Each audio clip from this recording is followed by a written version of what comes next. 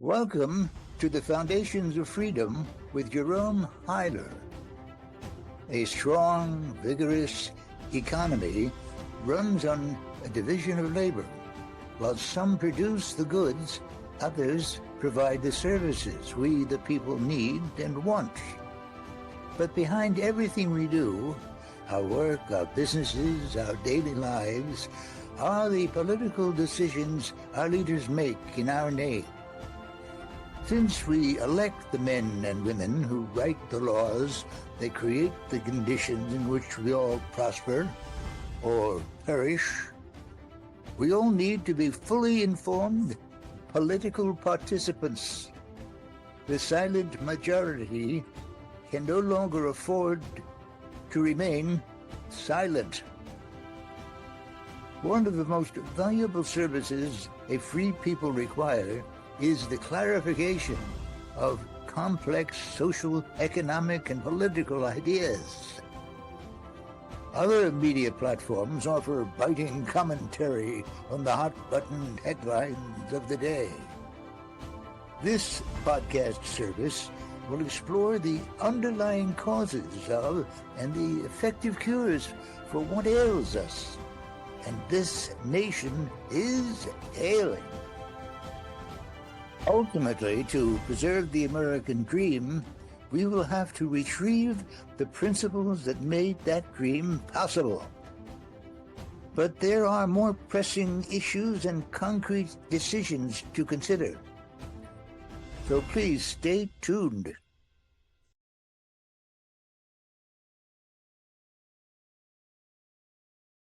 Welcome to another episode of the Foundations of Freedom podcast. I'm your co-host, Vlad Gutenmaker, joined by Dr. Jerome Huyler, and today we're very excited to introduce our very special guest, Victoria Vladimirovna, aka the Communism Survivor, on her very popular Instagram page.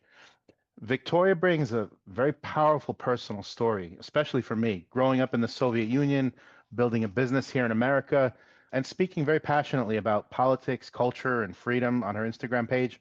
One quick note before we begin, Victoria is not an influencer. She prefers to be known as an educator and a patriot, someone who uses her voice to awaken others to what freedom truly means. Jerry, you want to say hi? Hello, Victoria. Hello, Vlad. Very happy that we're finally getting together to do this. Looking forward to every minute of it. Me too. In this episode, we're going to dive deep into socialism, capitalism, and the values that make America unique in the world through the lens of lived experience. So let's dive right in. Victoria, welcome to the show. Tell us how you got here. Tell us your story. It's fascinating for me. Like I said, my family also escaped the Soviet Union and we arrived here seeking asylum in 1980. But this show's not about me. I want to hear your story. Please tell us.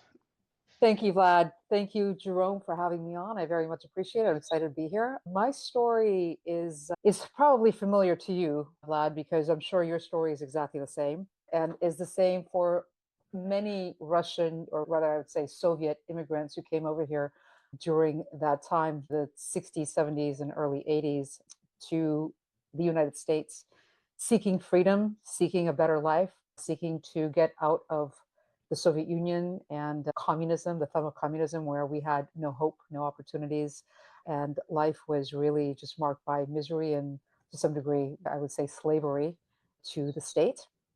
And so I came here when I was very young, and but I did attend school in the Soviet Union, and I came here with my family, and my father told me so much about his experiences back in the Soviet Union and how he lived there and how he was so limited in what he was able to do, what he was able to say, what he was able to produce in his entire life. Since he was a very young man, he had planned to escape. And so the time came when I was about 10 years old. When I left, I finished 3 grades in the Soviet Union. And I remember vividly many experiences, because especially some very traumatic experiences that I had as a little kid there, that I'm sure most Americans would be appalled to hear about because they've never experienced anything like this. To me, the memories are very vivid. And of course, my father's stories about everything that he lived through stayed with me. And I saw firsthand what we had when we lived there, what we were able to do, what we were able to say, how my parents, everything was very secretive. They were afraid to tell me anything. Everything was hushed because, oh my gosh, God forbid. I didn't know at the time because I was so young. I would go repeat something that I heard at my parents' house, and then the secret police would show up at the door and take everybody away. So everybody was very careful about everything that they said. Everything was hushed. And just the juxtaposition of coming to a Western country, and many of the Soviet immigrants, I'm sure you included, we didn't go straight to the United States. We all had this kind of weird path where we left the Soviet Union, we went to Austria, and then we went to Italy while we waited for our visas. And That's then exactly right, by the way. That's exactly what that's happened. exactly Yeah, right. yeah. We all had exactly the same, we were probably on the same train coming here. And I have so many memories of that trip. Probably you, I'm not sure if Chop was, did you go through Chop as well? Chop was a military town that all the immigrants, and we were coming from Ukraine. So depending on where you came from, maybe there's another town. I'm not familiar with it. But all the immigrants had to go through Chop, which is the military base on the border. And we slept on the floor for 3 days. I remember this like it was yesterday. And then every third family was strip searched. And we were the third family. So that was really fun. I remember that as a 10-year-old kid. And then we boarded the trains. And I remember my father holding me so tight because he didn't believe that they were going to just let us out. He thought that we were going to be murdered on the border. And interestingly, one of my most vivid memories was when the train stopped at the very border and all this military police boarded the train. And I remember we were in the sleeping car, and there were six of us. It was my parents and three of my grandparents that came with us. And this guard came in with this huge German Shepherd, and the dog just started barking and looked like he was just going to release the dog. And I was sleeping at the time. I woke up and I saw this dog, and I remember my father just sitting in front of me, guarding me. And later on, he told me that he was absolutely convinced that they were going to take us off the train and shoot us. That's what he thought. And so this was just so ingrained in my mind. This is what we left. This is the country that was our home, that we were born into. And my next most vivid memory was when we got to Austria, and we went to Vienna. We were in this we were living in one room. Actually, we lived in one room, all six of us, in Vienna, and when we got to Italy as well. And the first experience I remember was when my mom took me to the grocery store. And there was a movie I remember a long time ago called Moscow on the Hudson. I don't know if you remember this movie. Yeah, remember it. About Loved this it. Loved it. Yeah. It was about the circus performer who defects when they come to the United States, and he has a complete breakdown in the coffee aisle of a grocery store. And my mother had pretty much the same situation happen. We went to the grocery store, and my mother just started bawling her eyes out because her memories of going to the grocery store and having nothing on the shelves and having to go wake up at 4 o'clock in the morning and try to be the first one in line for the butcher and maybe hopefully get like a piece of chicken or something, and then coming into this Western store and seeing this incredible array and selection of not just one brand of food, but multiple brands of foods and anything that she wanted, anything that she could imagine. And to think that she spent her entire life in the Soviet Union living this way was almost too much for her. So these are just some of the things that I just come to mind that I wish that more people would understand and know, because as so many people are welcoming and ushering socialism or communism under the very fancy term of democratic socialism, which means that you're just voting it in, or you're stupidly voting it in. And what they don't understand are the consequences of their actions. And if they could see through our eyes, Vlad, what the consequences will be and what the future looks like, they would think twice. In fact, they wouldn't think twice. They would run in the other direction as fast as they could. Oh yeah. And this is why it just so many generations have passed, and less and less people remember that history, that story of the Soviet Union and what people went through. Even very similar. My grandmother came to visit us after we already bought a nice house in New Jersey and we were living a nice American dream. And my grandmother visited us from Estonia in the late 80s. And we took her to the ShopRite, and she literally walked in, got goosebumps, and started crying before even walking into the store. She couldn't believe what she was looking at. Absolutely. And this is what the path that we're all going down today. I think why I'm so glad that you're here with us, and why I'm nowhere near as popular as you are on social media, but I share everything. My thing is always anything that has to do with communism, I'm sharing it. For me, it's not a left-right issue. It's just it doesn't make any Oh, sense well, that I any. don't know what you're talking about because it's because the Soviet Union, they just didn't do it correctly.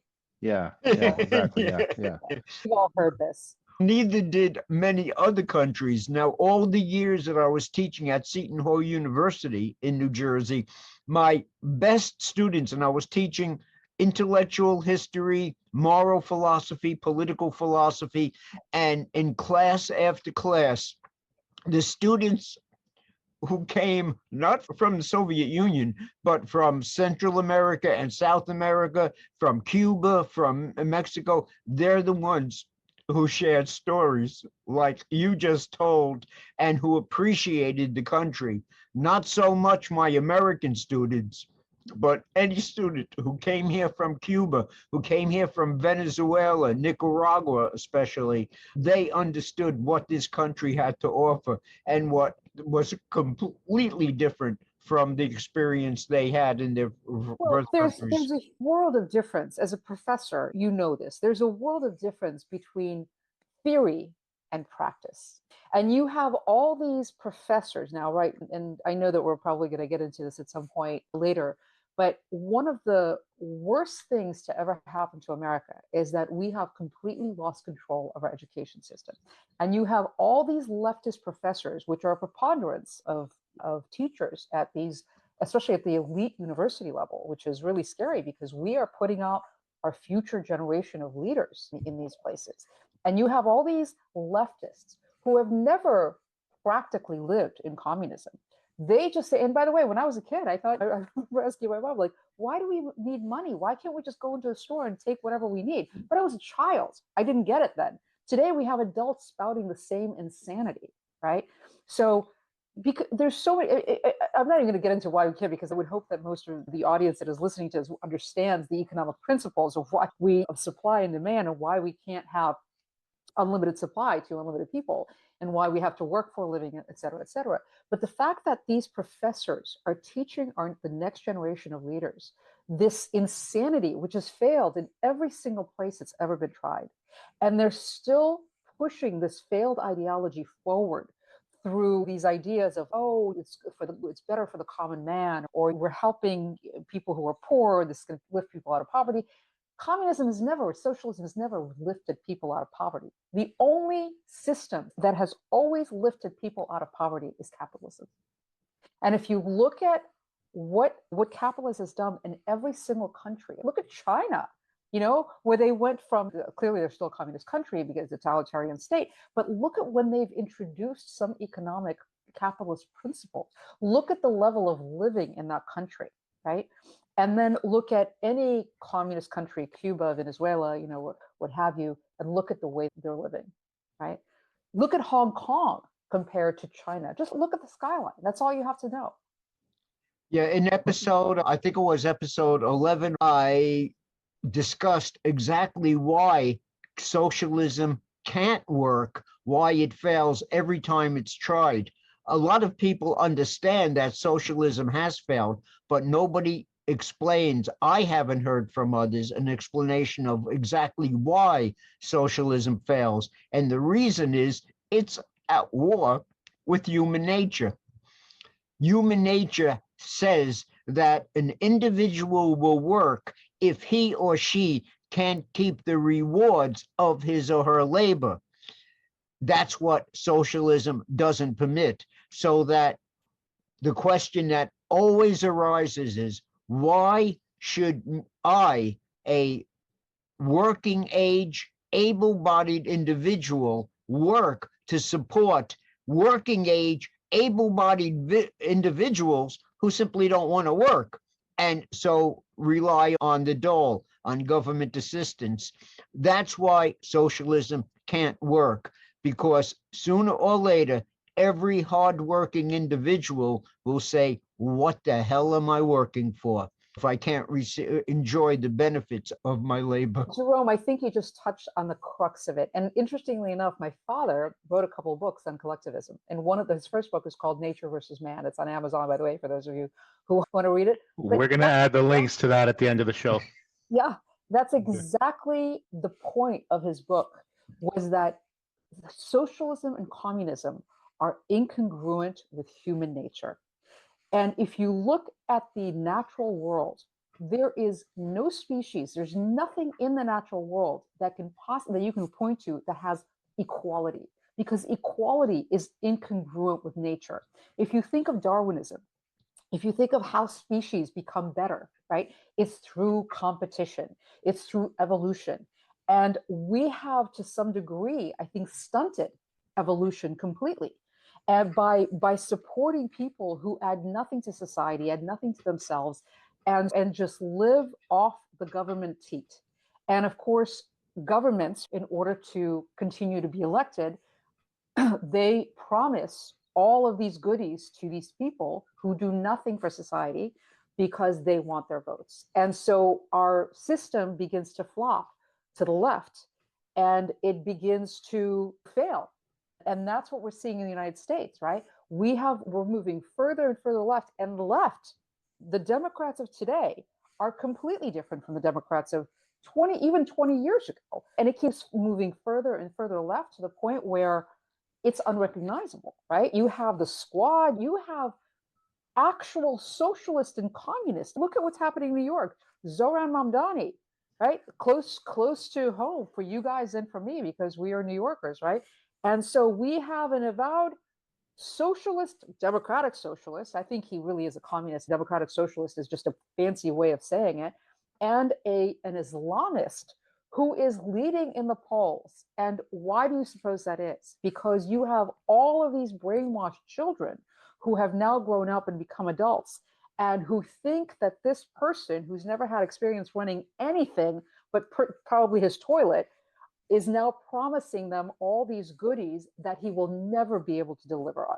And in the course of trying to, he's going to completely destroy one of the greatest cities in the world.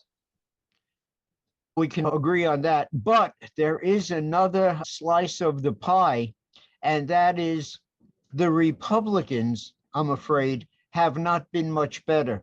They have chosen a different set of special interests to reward with taxpayer money, but that has been the problem. So it's not only the social welfare socialism, but it's the corporate welfare, which is every bit as much a socialist system. Like just very recently, the last initiative Trump was speaking of is giving $50 billion to American farmers, as if putting the farmers on the dole because they are having so much trouble selling their soybeans and their other crops and everything. And so Donald Trump now says it's up to the taxpayers to bail out the farmers, and that only continues the process. I completely agree with you on that. I completely agree with you on that, with one caveat. I think that there are certain strategic industries that we have to somehow keep in-house. And this may be a popular or unpopular view, but there are certain strategic industries we have to keep in-house because for national security, food, I think, is one of them. We have to some degree be food independent, because if we are completely dependent, look at our dependence on China for everything in the world. China is one of our biggest enemies. And yet they are producing our drugs, our electronics, all the components that go into all the important things that we use, right?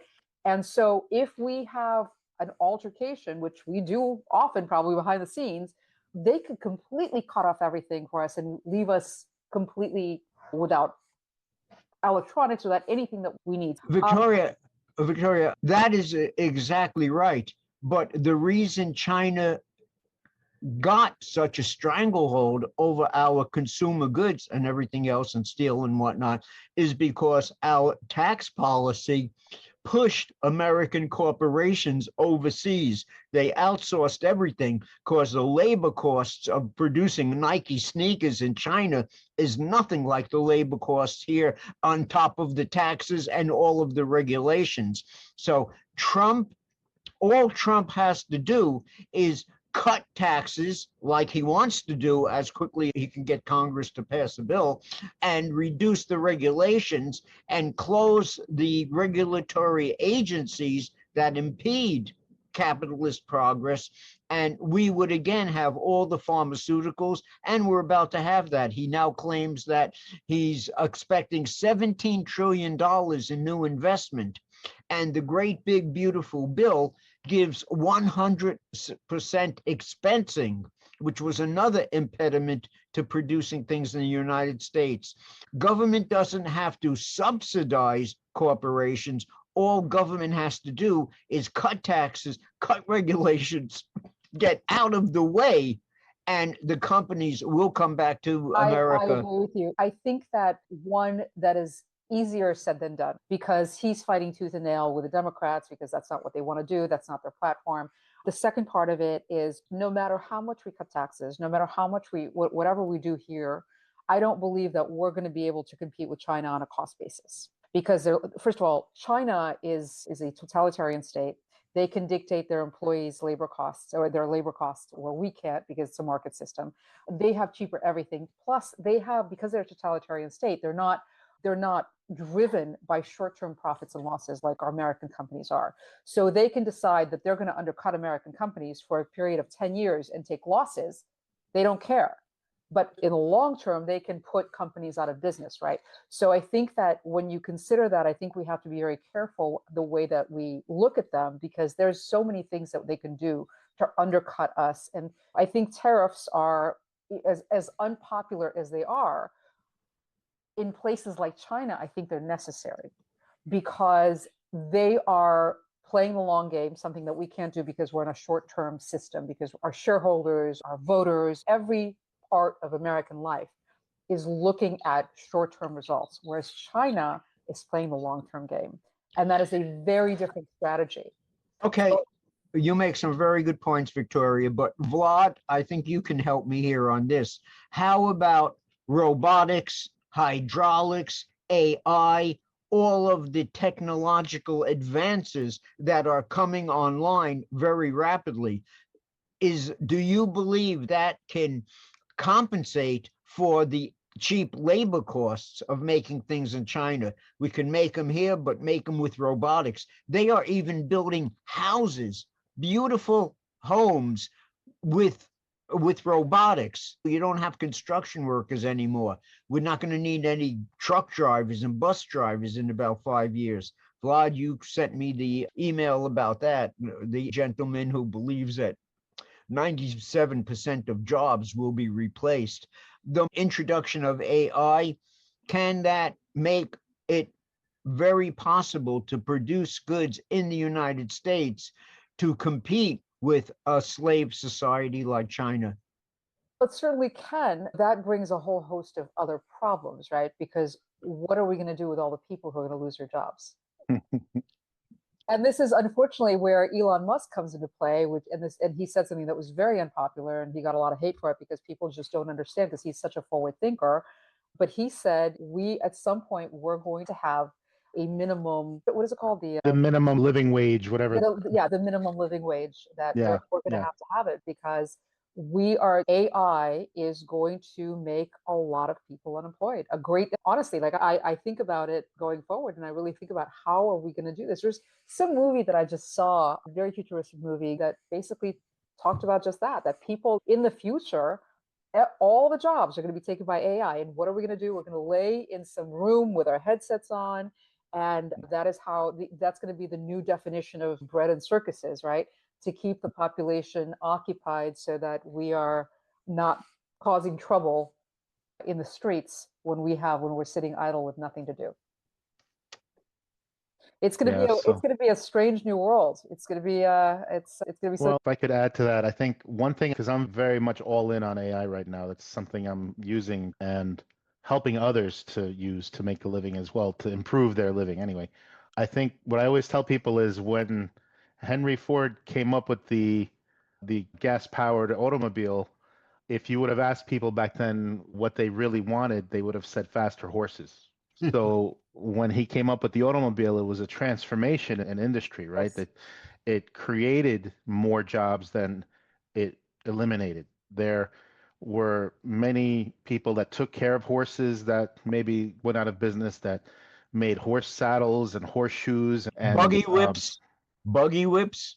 Well, you Okay. could say that about the entire industrial revolution, right? Yeah, That's yes, you can. Yeah, yes, you can. this is a different situation. And you're right. Listen, I think that there's going to be a lot of new jobs that are created.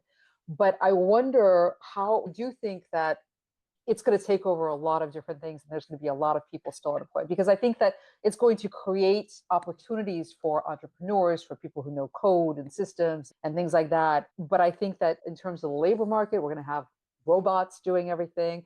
Robots are going to be they're already producing robots that clean your house and things like that. So there's going to be a lot of manual labor and a lot of the marketing, the writing. It's a lot of the artsy stuff. AI is just going to take over. You're still going to need people to handle the AI, to create the prompts and to create that stuff. But it'll be very interesting. I don't even have the imagination to think about in the future how this is all going to look, and what percentage of the population is going to be employed and what percentage of the population is going to be completely useless, and what we're going to do with those people. And So if I could just say one more thing to make, and let's get back onto the topic of this episode, which is communism and socialism. But if I can just end this, let's call it maybe concern or even anxiety about AI taking over. Some theories say yes. Other theories they have different opinions. I think today AI is making life better, is making your job easier, is making you be able to work more efficiently. It's amplifying you, and whatever you're good at, it's making you even better. And improving productivity overall. That Right. is So it's not so much about replacing people, but making people do what they do better. Now, will some people be replaced? Yes. But a whole bunch of other new opportunities are going to arise. of course, And I for a agree. lot of those people that may have lost their jobs, it may be time to go back to school and learn a new trade or learn a new skill or learn how to polish a robot, whatever it is. Maybe learn to farm. I don't know, but Yeah. I don't think that it's as doom and gloom as some people might be afraid of. I think the other problem, and I want to tie this actually back to socialism and communism. I've always been accused of being an idealist. And so if I always thought that if you had people that were really controlling things, if there's these theories that there's this small group of people controlling the world, and if those people were not so greedy and so evil, if they really wanted better for human beings and the world and mankind, our streets would be paved with gold. We would all be living the life of luxury and freedom. Nobody would have to work. Everybody could be taken care of with the resources we have, especially with AI now. Think about quantum computing. We should have the cures for cancer and be living forever, just the compute power that we have. But nobody's going to use that power for that purpose. They want, and this goes back to, I'll tie it back to your opening question about education. And I remember when I was in school, we learned about, I was a commie kid coming to Russia, the commie from Russia. Russia was still the enemy. And we were taught power corrupts, absolute power corrupts absolutely. They don't teach that anymore. So it's, They don't teach anything yeah, about yeah. totalitarianism anymore. So That's my point the is, problem. if you have the right people that are utilizing, leveraging, making this technology better, it's going to be better for everybody. It's like fire. It's like any tool. It's like nuclear power. You can use it to destroy, or you can use it to provide power and light for everyone in the world. Limitless, right? the thing is that for the occupations of the future, when AI does take over the world, and that's not too long from now, you're going to have an educated population. It's going to have to be educated, well-trained people to take the jobs of which there are opportunities for. If you're destroying the education system, like the education system is being destroyed, you're going to have graduates who can't read their own diplomas. These people are not going to be able to avail themselves of the opportunities that AI provides. So we are heading into a future leaving much of our population unprepared and That's absolutely untrained true. to deal with it. But there are very good things happening within education. Do you know what state has advanced more than any other state in its educational performance? The answer is Mississippi. They are holding teachers to account. They are holding students to account. There's no social promotion. If you want to go on to the next grade, you better pass math and reading exams and do basically, this is starting to spread. The teachers' unions are being exposed for the socialist, anti-American institutions they are. And the only problem is, Jerome, yes, they're being exposed, but they're still rooted in there. And I don't see how we can extract these people from their positions, especially the tenured professors. But it's not just universities anymore. Look at what's happening in our elementary school systems, in high schools, right? It starts in kindergarten, and it's in the workplace too. It's everywhere. Oh, it's absolutely. You've got the DEI, everywhere. you've got the training in the workplace, but it goes from kindergarten all the way up. And I think and let's go back to our communism discussion, right? The one thing that they've learned from the communist playbook is that you got to start them very early, right? Because they know that people our age, we already have our belief system set. We already know who we're voting for. We already know what's wrong, what's right. We already know what is a woman, right? So they have to start. The earlier they start, the better, because the brainwashing begins in kindergarten. And you've got accounts like Libs of TikTok, right? I don't know if you're familiar with them. They're a big account. And they are exposing these teachers who are in kindergarten, have all their rainbow flags in the room, and they're telling these children to call them they, them, and explaining this ideology to 4-year-olds, 5-year-olds, 6-year-olds in preschool, and really seeding this in such a way that how do we ever get out of this? Because these are the children that are going to grow up to be adults who do not understand the difference, the biological difference between a man and a woman. The answer to your question, Victoria, is by doing what we're doing right now, by getting together, forming groups of people, and persuading other people, awakening other people, enabling other people, engaging them, enabling people to make a difference. And that's something that at the end of each podcast that Jerry and I do, you'll see it when I end it, I'm going to give everybody a way that they can personally get involved. And not just, it's one thing to have these discussions, and we need to do more of that. It's another thing to share this information on social media. It's even better what you're doing, and I want to hear more about your Instagram page and your success there and what you're doing there.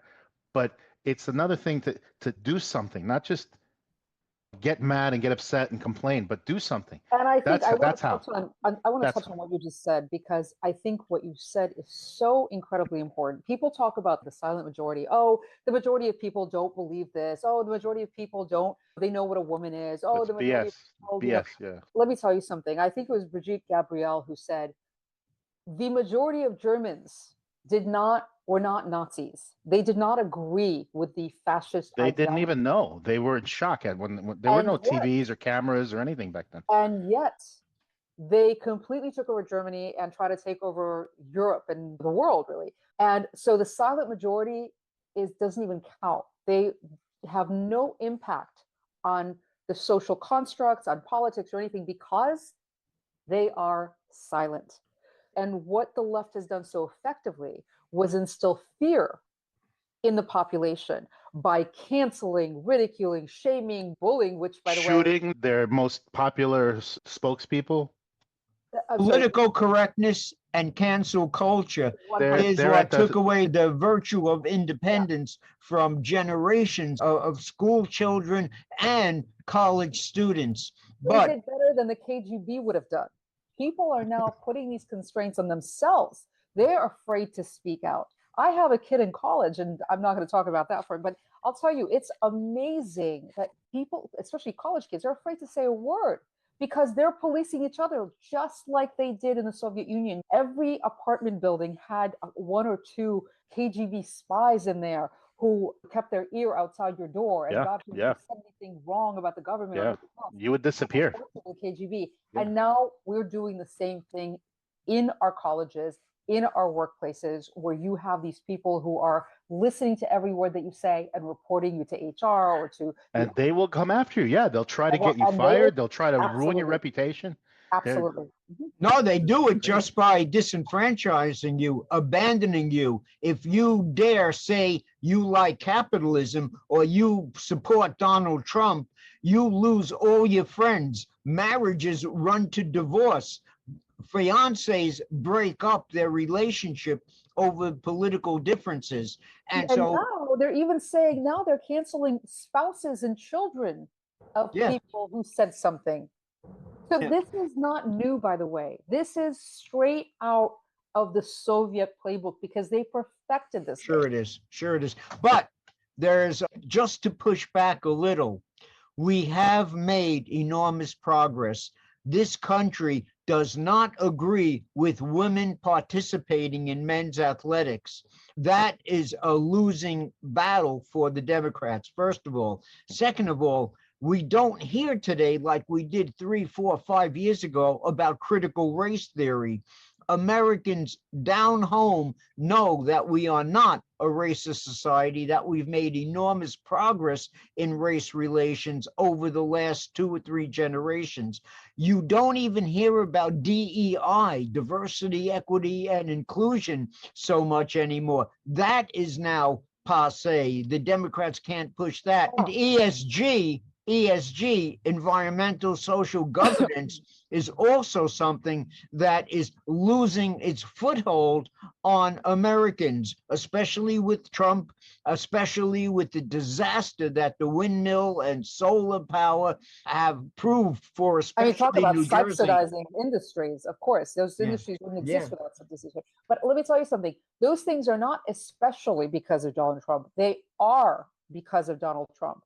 Because true. this was full steam ahead. All of the things that you mentioned, DEI, ESG, women, men and women's sports, the most ludicrous things I've ever heard of were being just pushed down our throats, whether we wanted it or not.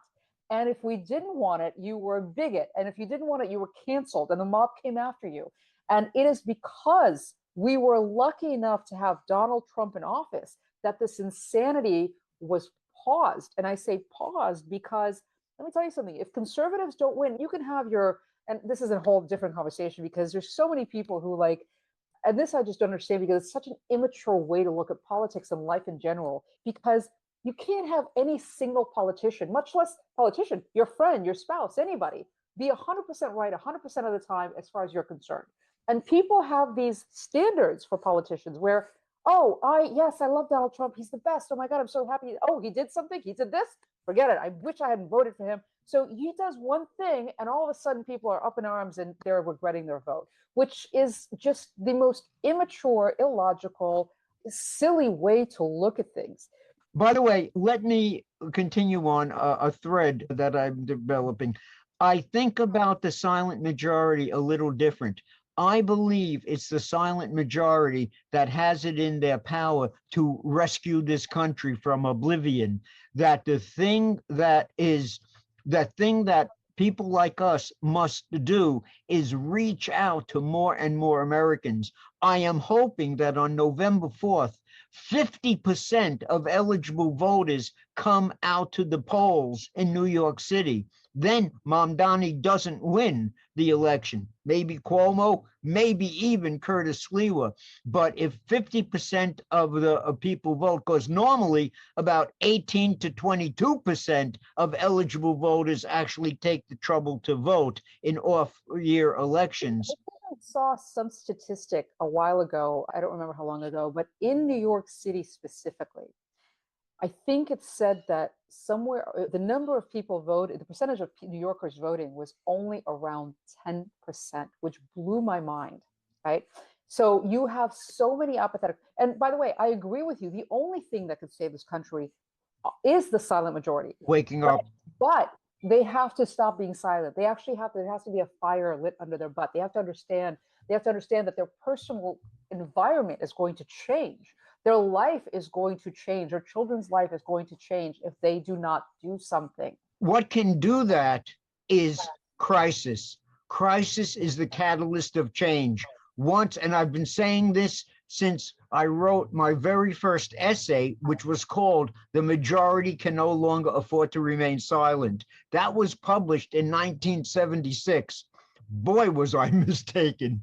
But it's crisis, it's sheer hardship that people are going through that is the best way for people to realize they can't afford to sit on their hands anymore. We can't take it. Our backs are against the wall. We had better get involved. That is why I voted for Kamala Harris. I'm joking. I did not vote for Kamala So Harris. I want to disagree with you, Jerry. It's not the best way. It's probably the most effective way. But as Victoria, your father was probably very similar to mine. The old Russian dads, they're very blunt. So I'll never forget. He always told me, he said, smart people learn from other people's mistakes. My father Okay? said the same thing. Dumb Don't be people stupid. learn from their own Okay. mistakes. So Absolutely. so let's, and this is again why we're here. I want to bring it back. Why are the three of us here? Why are we doing this? To help educate, inform, enlighten, and light a fire, like Victoria said, to get people to do something to prevent that crisis. God forbid, because that's where we're going. We all agree, I think. So let's figure out how we can help slow it down, maybe even change course. Again, I'm being Jerome, idealistic I'll now. say one more thing about crisis, right? Crisis, unfortunately, can work in favor or against people. And as an example, one of the things that the left is really terrific at doing is creating crisis. And when you think about the spectrum, the left to right spectrum, right? What do you have on either spectrum? You have anarchy, right? You have total, I don't know, you can't see my hands, but on the left, on the right, you have anarchy at one end of the end, which is zero government control, and you have totalitarianism, which is 100% government control. What happens with, so it's really not a straight line, right? It's like almost like a horseshoe, because what happens when you have anarchy, right? You can't have either one, right? What happens when you have anarchy? Anarchy is chaos, it's crisis. And the minute that there's chaos and crisis, what happens? The totalitarians come in and they solve the crisis. Yeah, we're here to save the day. Yeah. So you go right from anarchy to 100% government control. That in history, that has been done time and time again. So I think crisis it depends on what the crisis is, how it presents itself, and there's a lot of variables here, because someone is going to want to swoop in and rescue. Who said that? Never let a good crisis go to waste. Who was that? Correct. Ron Emanuel. I think wasn't it Alinsky? Wasn't he the original one who said that? I don't remember. Not in Rules for Radicals. That's the only book by Saul Alinsky I read. But that was Ron Emanuel who gave that advice to Barack Obama. Never let a crisis go to waste. Yeah. Oh, yeah. Obama was a student of Alinsky, as was Hillary Clinton. Hillary Clinton, a little closer to Alinsky. I challenge you to find anyone under 30 or 20 that knows who Saul Alinsky is. Knows who Alinsky is, of course. Yeah. Or who even understands the ramifications of a communist dictatorship. Or he even understands that is where we're headed, because every crisis is created by the programs government implements in the name of saving the people. And every crisis that is created is then solved by the same people who created the crisis, creating the solution, which is bigger government and more spending. By the way, there is one crisis that did not result in a communist takeover, and that was in 1776, the American Revolution. But then we had people who were raised with the Enlightenment ideals of John Locke and Montesquieu and all like that.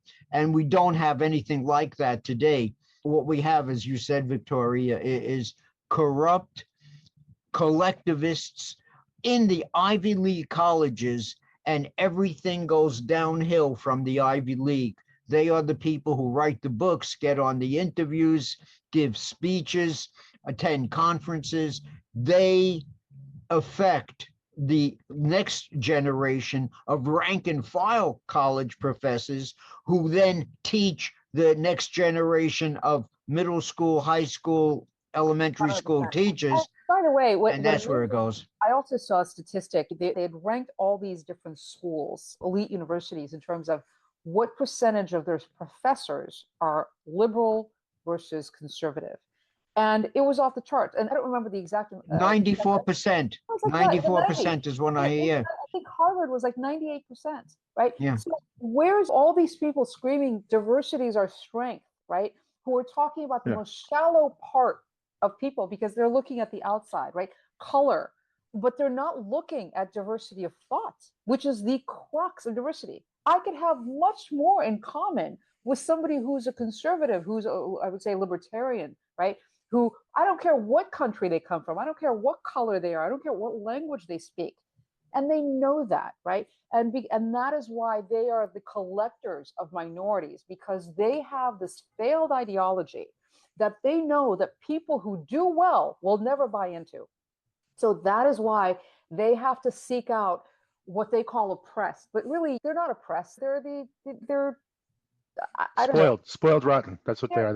Yeah, Their life is too easy. They've got too much time to complain about the thing. They should, if they were working, trying to make their lives better, they they're wouldn't the have time to bottom complain rungs about of society. These are the people who don't want to work. These are the people who are completely off the rocker. These are the people who have all kinds of issues and these are the minorities that they try to collect in this menagerie. And so first it was women against men, then it was gays against straight, then it was trans against cis. Divide and conquer. That's all. And so they're trying every single possible minority. They're dividing and conquering one group against another. They're dividing. There has to be an enemy. Somebody has to be the enemy. That is absolutely right.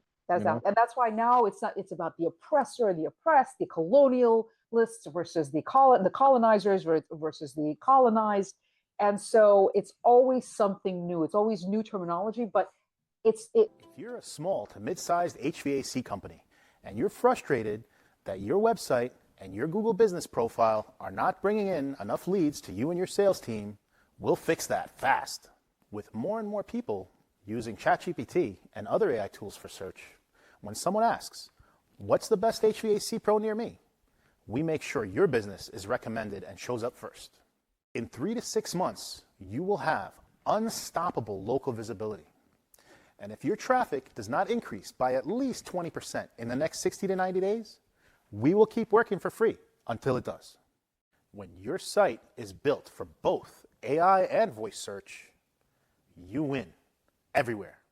If you're serious about growing your HVAC business, click the Get Started button on our homepage. If you don't love it, don't pay. If you're ready to stop relying on referrals and paid ads and finally take control of your growth, contact us today. At worst, you get clarity. At best, you scale faster than ever. Stay safe and stay cool.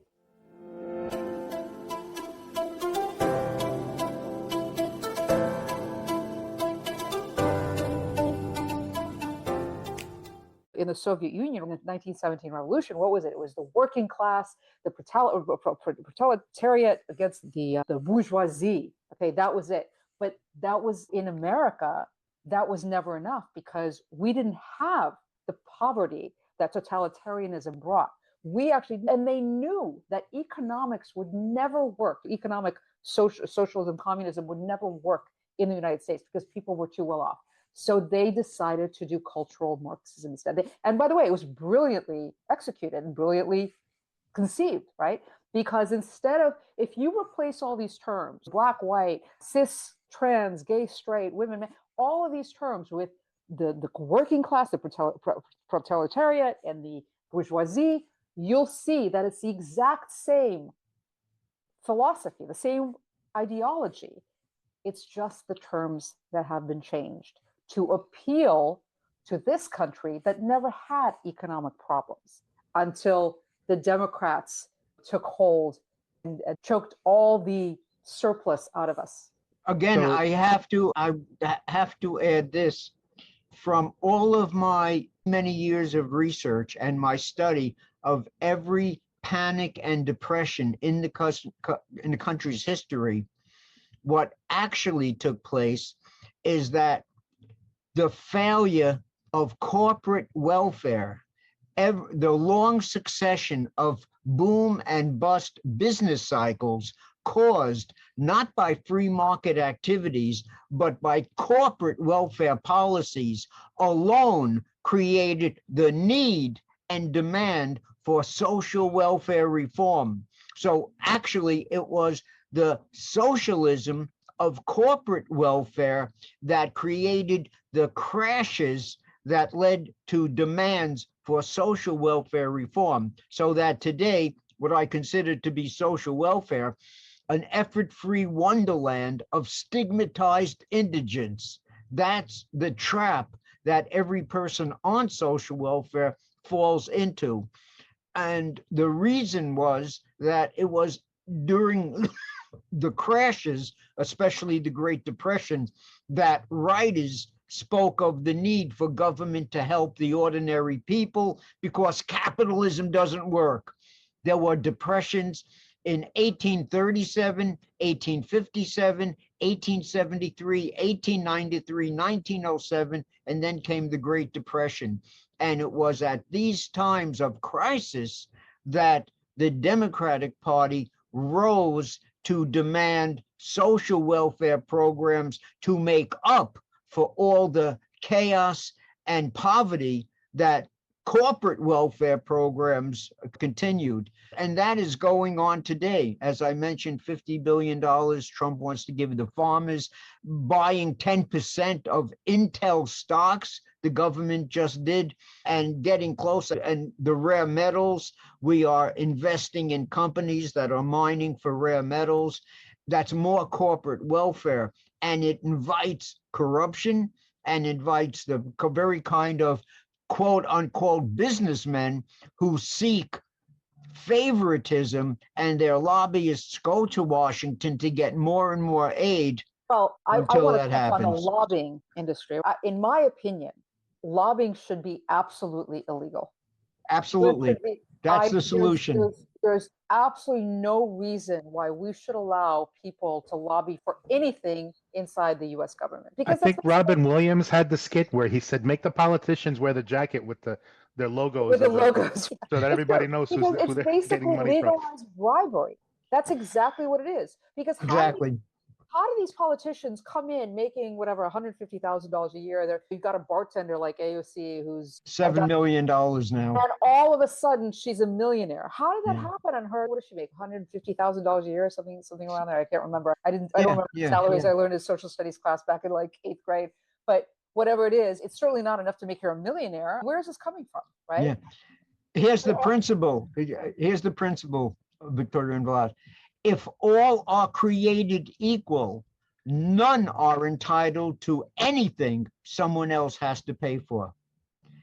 And all are created equal. That's the first line of the second paragraph of the Declaration. And the upshot of that is that no one is entitled to anything someone else has to pay for. When government redistributes its first dollar, which started very early in the country's history, government is despoiling, eroding the principle of equality that Jefferson, Madison, Franklin, so many, George Mason believed in at the beginning of the country. And I agree with you wholeheartedly. I think one of the biggest issues is that people don't understand the difference between a right and a privilege, right?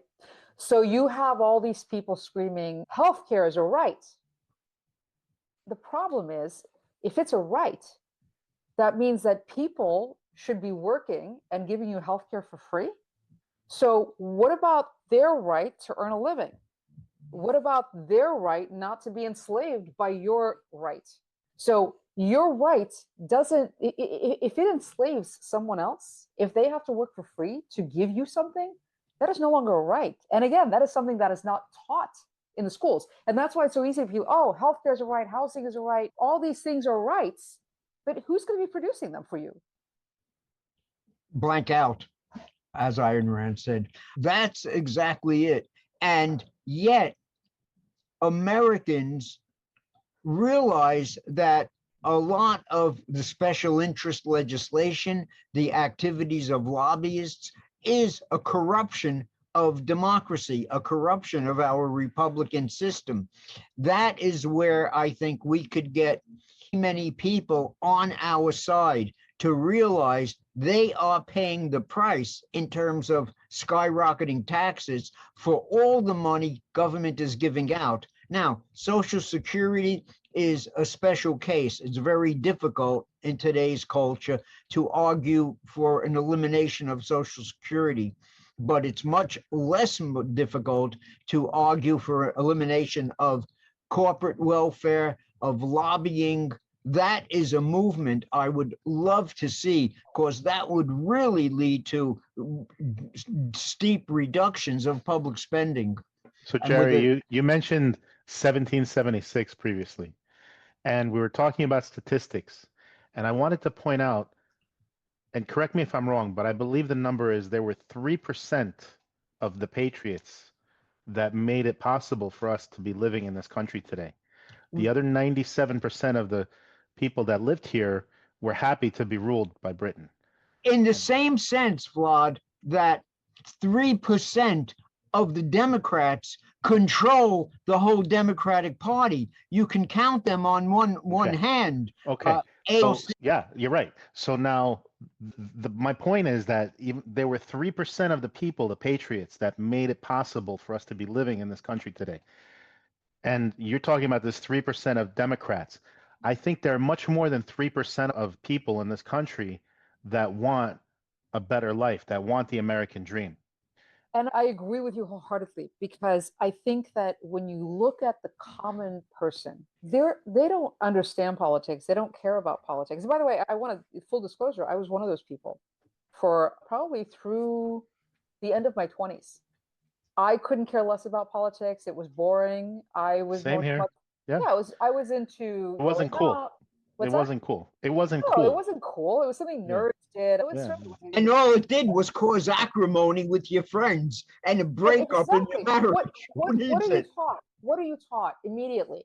You do not discuss religion or politics. I'm obviously a bad student because that's all I want to discuss is politics. So that is like my first thing out of the gate Troublemaker. when I That's meet what you are. someone. Troublemaker, right? Yeah, because you know what? Honestly, I want to know where you stand because that's something that I'm super passionate about. So for me, I want to know who I'm talking to. And by the way, there are certain things that you could say that will immediately make me lose respect for you because you're not thinking. And by the way, that could happen if you're on the right or the left.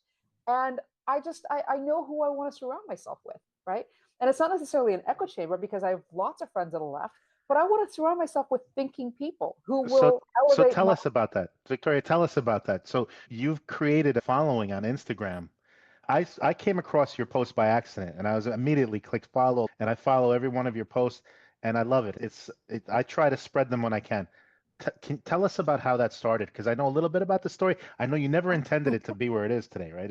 I can tell you that no one is more surprised than I am because I never aspired to do anything like that. It really started, how did it start? I used to be very political on Facebook. And so I would get in, and by the way, I learned a tremendous amount because I'm the kind of person I'm either 150% in or I'm out, like zero. Like I don't have a dimmer switch. And so if I feel passionate about something, I've got to, and I always believe that when you have two intelligent people who come together, even if they have completely different points of view, you present your case, I present my case. If you have more facts, more logic on your side, then I have to step back and say, wow, I never thought about it this way.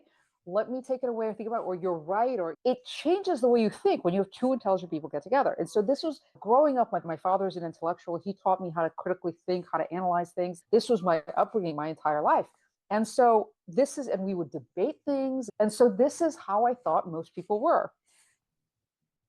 I was shocked to find out that most people are not anything like this. And so I would post things on Facebook because whenever this was my first social media account, and whenever I saw news articles that I came across that just absolutely drove me insane, I would post them and people would post their comments and I would write these dissertations. And so it made me this is where I really started to understand politics because I like to win.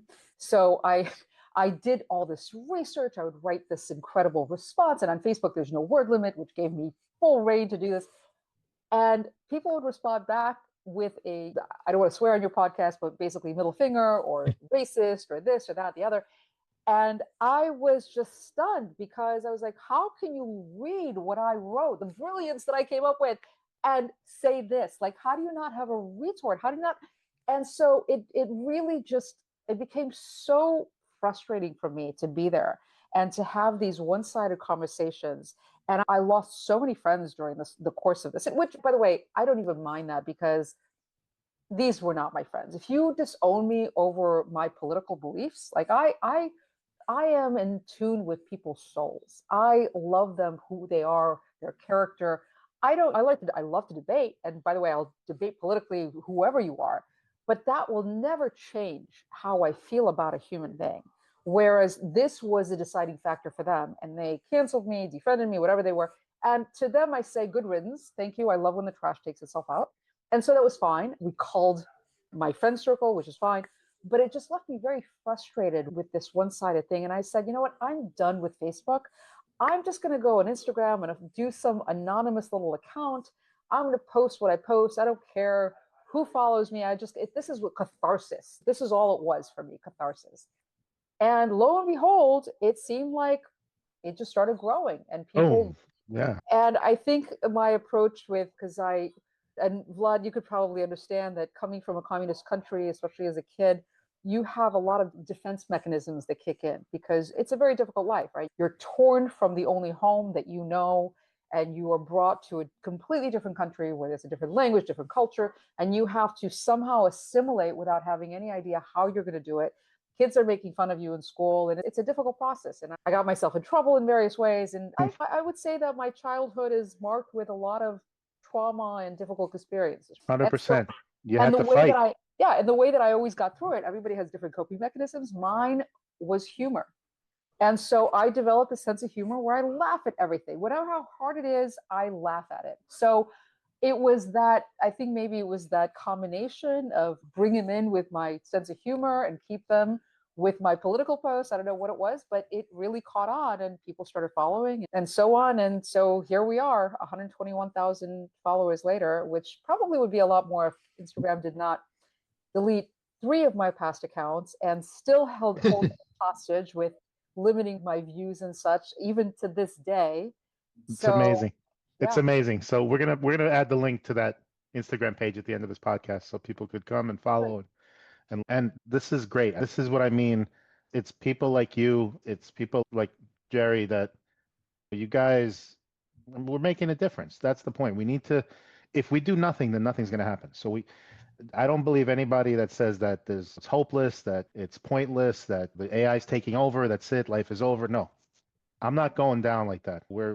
If it is, I'm not going to quit. I think what you said, I would never subscribe to being that kind of pessimist, to say it's hopeless. I don't care if I am in the depths of the darkest tunnel, I will continue to seek for the light. I'm not the kind of person that lays down. But the problem is, I think that this kind of attitude is unique. Actually, I shouldn't say unique, but rare, right? I think that most people choose the path of least resistance. And I think everything in life is bell curve, right? So you have the people on one side who are like doing this, the people on the other side that kind of lay down and die in a ditch. And then you have the entire middle who's meh.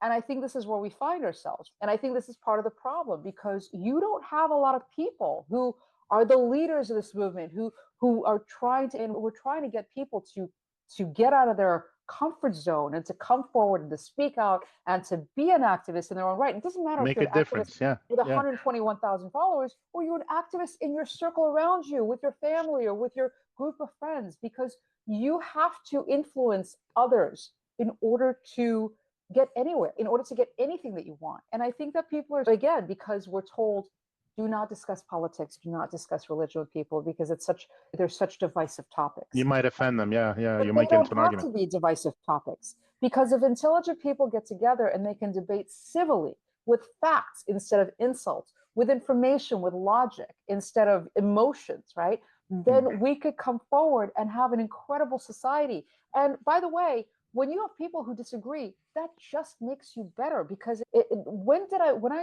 makes you think. Yeah. Absolutely. You know what my introduction to politics was? When I became passionate about politics.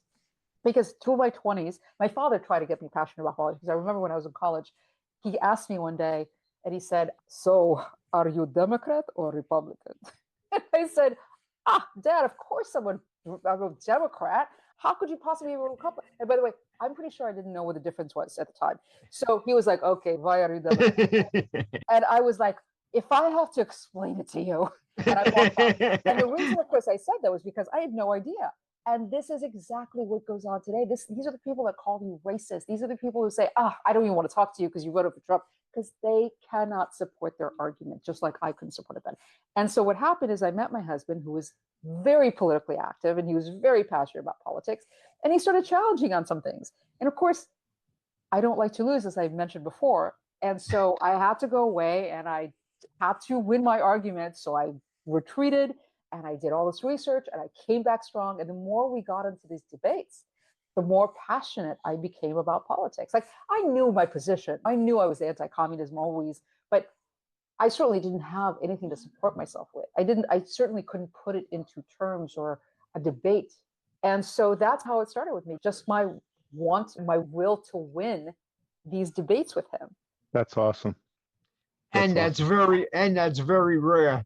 In other words, that's not duplicated throughout our culture. So all I have to do is find another person with your will to win, and I'll win them over because I have the better arguments. Let me tell you something. If everyone had my will to, we wouldn't be in this mess. That's right. Socialism. We would have all these people who compete against each other and make this a better place instead of laying down and saying, I'm a victim, help me. I'll tell you the best example, and the person who did more than anyone else to bring this country to its senses was Charlie Kirk. He was the only person who was building, and still is building, a giant movement of all places in academia. I'll tell you something. Charlie Kirk is the reason that Trump won. And I will back that up. I agree. Charlie Kirk was a unique and incredible phenomenon in this country because he, at such a young age, understood that the way that we change this country is not by yelling into the void, but by going and affecting the younger generation of people. Because that is exactly what the Democrat, the left, has understood for decades, since the inception of communism in 1917, right, in the Soviet Union, since the Russian Revolution, where we started. Vlad, did you go to school in the Soviet Union? So I remember very vividly also memories of being in preschool, pre-K actually.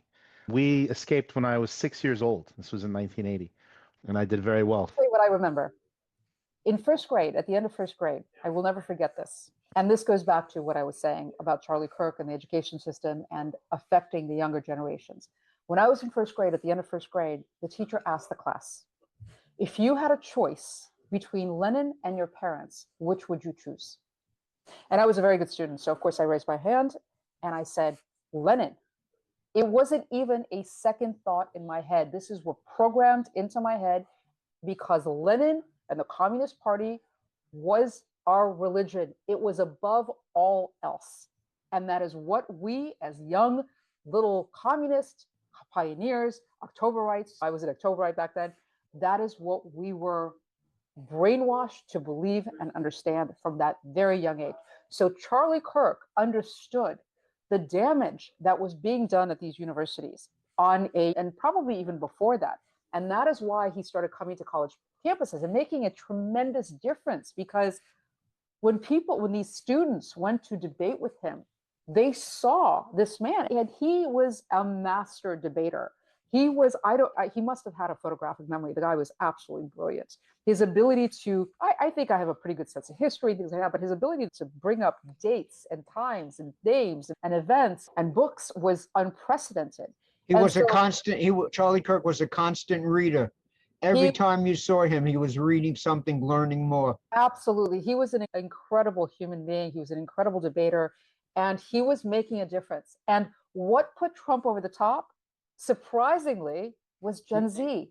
Yes. These were the people that Charlie Kirk affected. And notice, it was Charlie Kirk versus all of the academic professors, the Ivy League professors, the writers of books, and Charlie Kirk, to this day, was able to convert college students out of the indoctrination that their professors attempted. I think I saw a quote. He said something like, the professors have 4 years with these kids. I only get between 2 and 3 hours. And he goes, and I'm changing minds. And that is why they could not take it. He could not be allowed to do this. And I don't know that there's anybody who's going to take his place, because he was a really brilliant, gifted, and unique man.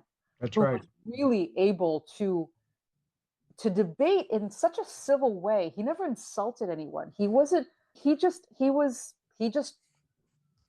took from his knowledge base, from his logic, from his effective debate skills, and he was able to do that. And I don't think there's ever going to be another Charlie Kirk. That's why he was so incredibly dangerous to the left. And there's all this debate about, did this kid do this by himself or not by himself? I don't know that we're ever going to know the answer, but I can tell you that it was the left that is responsible for the death of Charlie Kirk as a whole, because whether they actually had some kind of brainwashing situation going on with this kid where they made him do it, or the fact that they just brainwashed him from the time that he was a kid to think that free speech was, or what did they say, words are violence, which, by the way, is the most dangerous thing that you could teach kids, right? Because if words are violence, that means that you are allowed to be Self-defense. violent, to defend yourself when someone, we were taught, what was it, sticks and stones can break my bones, but words will never hurt me. These kids are taught that words are violence and that they can use physical violence in order to defend themselves. And this is the most dangerous ideology that we could possibly embark upon. And Charlie Kirk is a prime example of what happens. By the way, if so, it was with these college audiences all over the country that Charlie Kirk was able to reach these students and convert them to religion, to their faith, and to conservatism, because in large measure, and this is owing to the apathy of American college students, which just care about their keg parties and little more, because as a professor, I understand that although I was trying my best to inculcate rational ideas and rational political ideas, it was in one ear, out the other for most students. So that's why the indoctrination doesn't really take, because students are in college to learn to succeed in a major in order to mount a career, a successful career. And when they take these humanities courses and these social science courses, Marking off a checkbox. that's not what they're there for. They're to make a living. And so all these professors can talk to their blue in the face. They don't really hit pay dirt for most students. Some students, yes. And those are the radicals who marched at Columbia University and NYU last spring and everything. But that is far fewer students than never leave college without an ideology. Funding our colleges. You have China, you have Qatar, right? Yeah. You have our enemies funding the elite universities where we are sending our future generations and our future leaders. What do you think is going to come of it? And by the way, that's another thing that should be absolutely illegal. We don't allow foreign donations in our elections, or we try not to. We should never allow foreign donations to universities, because we have to teach our culture, our ideology, our way of thinking to our students, to our next generation. We can't allow the likes of communists and Islamists to take over our education system. And that's exactly what's happening right now. And that is one of the biggest problems that we have. One other statistic, and it's a saving grace for the country. Less than 40% of Americans have ever attended college. And if they don't attend college, their feet are planted on firm ground and they're not exposed to these ridiculous ideological arguments. It's really funny, because one of the things that leftists think they have, like the feather in their hat, is they're like, oh, look, if you look at Democrats versus Republicans, the Democrats are much more well educated. That's assuming that if you go to college, you're better educated than somebody who goes to college. And I think that Charlie Kirk, who never went to college, is a prime example of the fact that's a complete fallacy. And so the only thing that you can say about you can also, because again, you can argue causation, association, causation, but the one thing that people who went to college have in common is that they were indoctrinated. So it's no surprise that the majority of college educated people are Democrats because they were indoctrinated into the system by their Soviet, and by the way, it was the Soviet Union back, I think it was the 50s, like after the Second World War, who started seeding all these universities with their people. And that's how it all started, right? And so now you have all these kids going to school. So of course they're indoctrinated by these leftist professors. And so of course they're going to go on to be Democrats. So it's not necessarily that Democrats are better educated, it's that they've been indoctrinated in their colleges. And on a similar, I'm sorry, Jerry, and on a similar point about that, the left and the Democrats and the socialists, they love to pick on people that have what they consider a certain amount of wealth. But a lot of people don't realize that more Democrats have more wealth than Republicans. 100%. The Democrat Party and the people who are Democrats are the wealthiest people in the world. We have a term for that, right? Limousine liberals. And by the way, I think that is a very common misconception because when people are poor and they have to work for a living, they are much less likely to want to just give away their hard-earned money to others. Whereas you have these liberals who grew up with all this wealth, with all this. Why can't everybody have it? Why can't everybody have it like this? We should all be like this. So because they never had to work for it, they're like, oh, everyone should have this because it's much easier to share stuff that isn't yours, that you didn't have to work for. Elon Musk broke that mold when he took over Twitter, and he allowed for the first time on social media a complete range of expression, and they no longer eliminated anyone with a conservative point of view. And now there are other very wealthy individuals who are returning to Americanism and standing up for the country and not propagandizing and not discrediting conservatives. So that's starting to change also. That leads me to my first question for you, Victoria.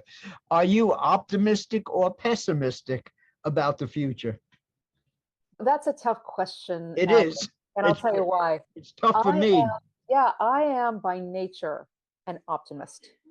Again, going back to what I said earlier, I've had a difficult upbringing. I had a difficult childhood. I've had some traumatic things that happened to me.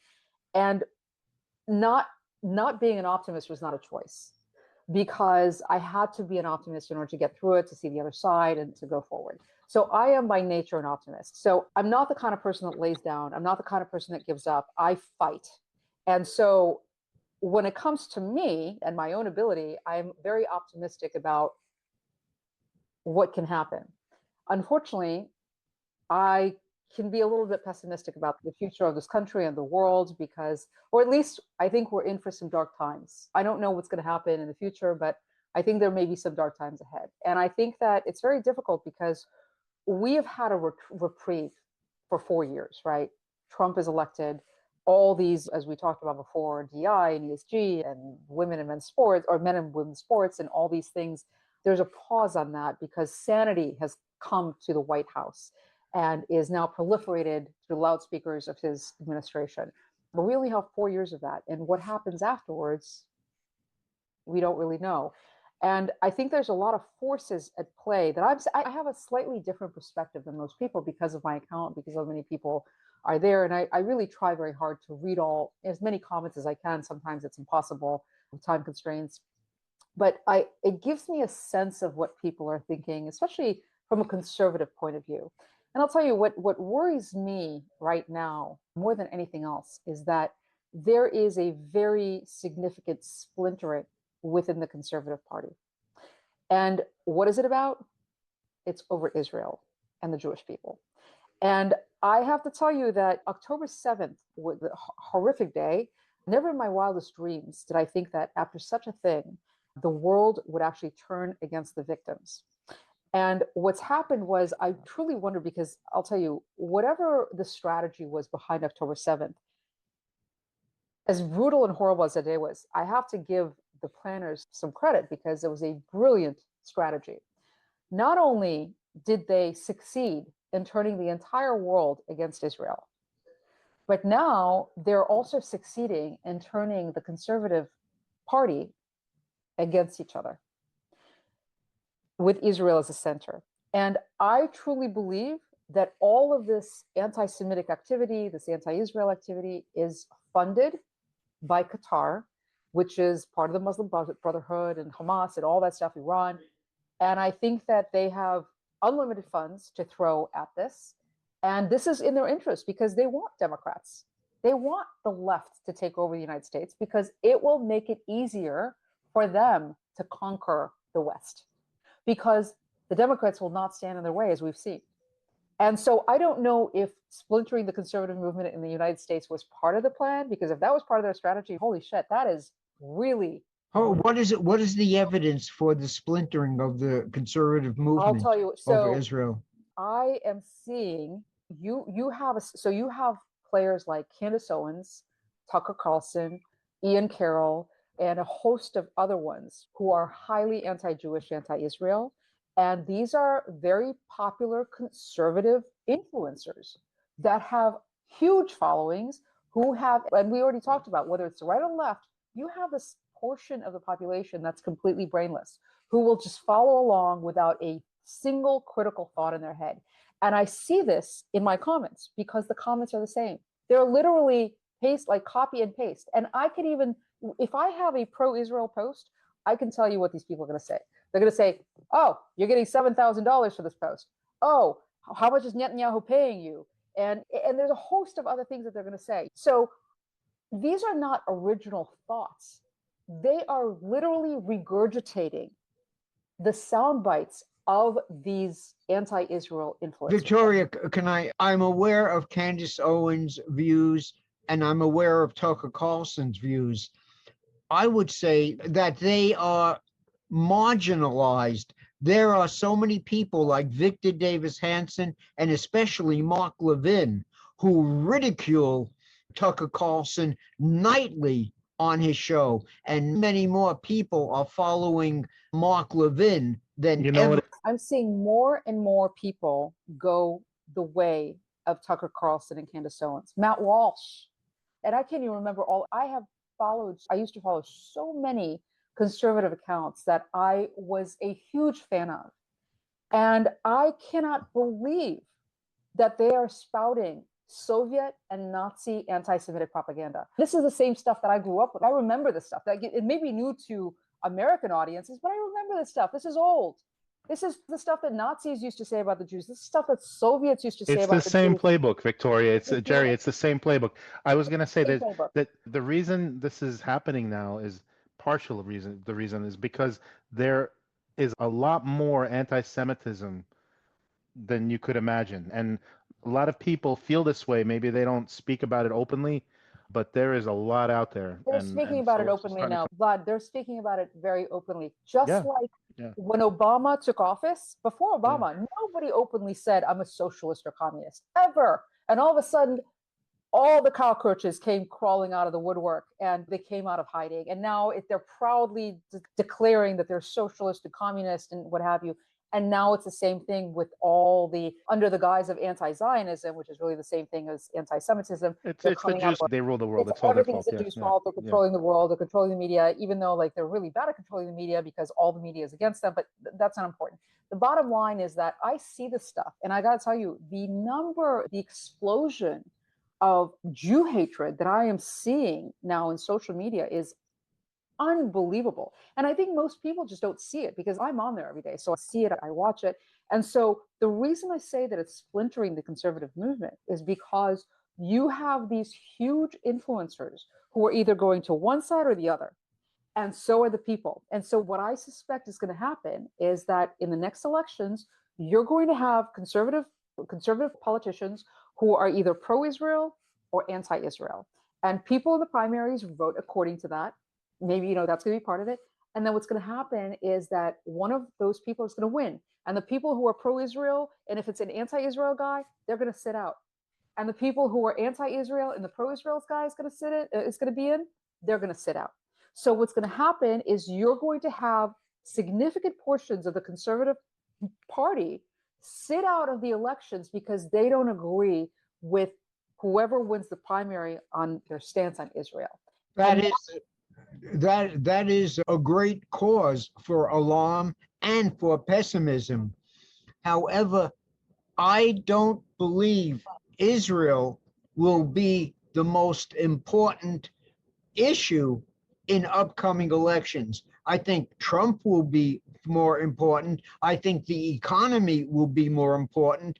I think safety on our streets that Trump is doing so much to make happen, that those will be more important. All right. So before we close, we're going to switch gears for a minute and have a little fun with a segment that we're calling the Iron Curtain Countdown. It's a quick fire lightning style round where we ask 3 short questions, no long debates, just gut level answers. It's our way to end each episode with something memorable, flash of wisdom, a personal insight, or a challenge to think deeper about freedom and responsibility. Are you ready, Victoria? Here we go. If you could give one piece of advice to young people growing up in America today, what would it be? Read more, TikTok less. Excellent. I agree with that one. What's the next question? What's the best or most impactful book that you have read recently, and why did it resonate with you? Recently or ever? Either or. It's up to you. Ever, I would say Ayn Rand's Atlas Shrugged. And why did it resonate with you? I think it was absolutely the most powerful book I've ever read in my life. When I was working in management consulting back in the day, one of my colleagues, my mentors, who I respected very much, gave me this book when I was going off to business school, and I was going off on 2.5 months worth of travel during the summer before I started business school. And she gave me this book. And I think I was about 24 years old at the time. And I started reading, and it was this really thick book. And I was like, oh, I could never get through this.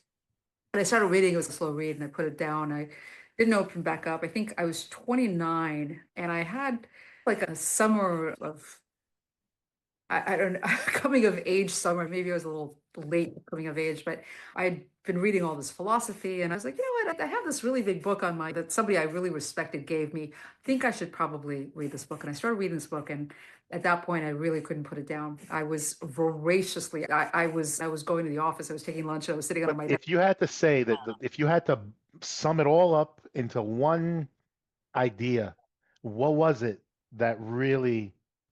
one thing that really stuck out about that book for you? If you had to pick one, and I know it's hard, but one thing. Hard. I think the idea that by taking care of yourself and finding a purpose in life, you're taking care of everyone else. Because if everyone actually focused on their own purpose and did everything that they could to better themselves and the world around them, then you wouldn't have these parasites in society, right? You wouldn't have to have socialism. Everybody would be taking care of themselves and their own, and we would really have an incredible world to live in. For me, it was John Galt's signature statement. I swear on my life and on my love of it that I will never live for the sake of another, nor ask another to live for my sake. Very nice. Last question.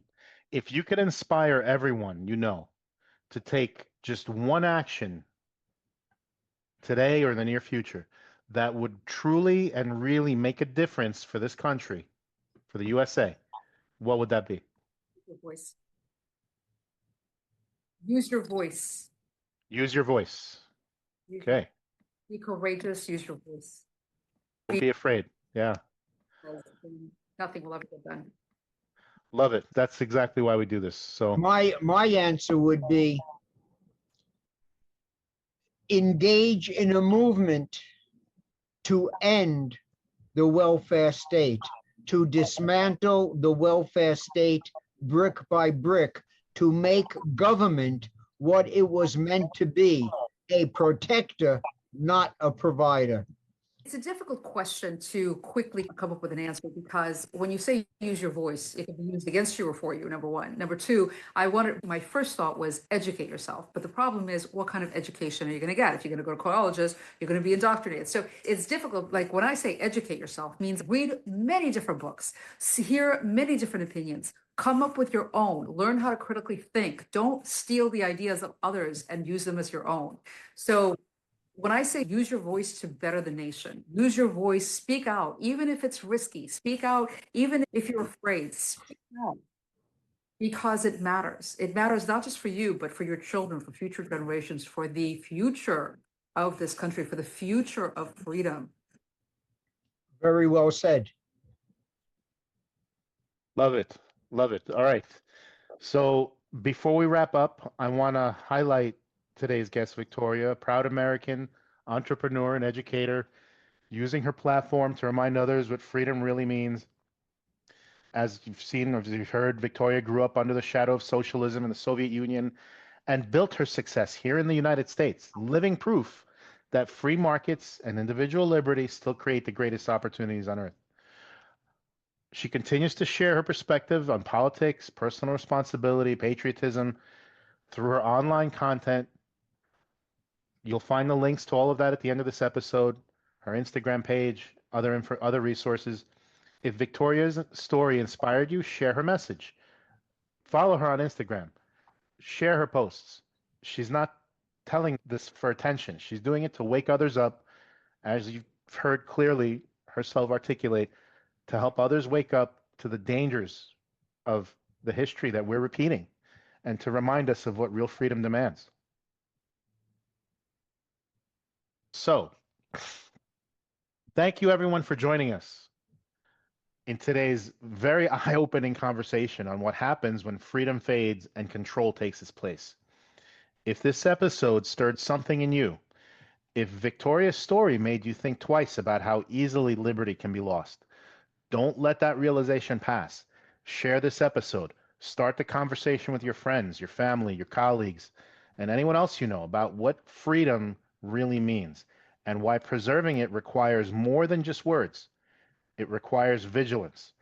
When you hear people romanticize socialism or dismiss capitalism as greed, speak up.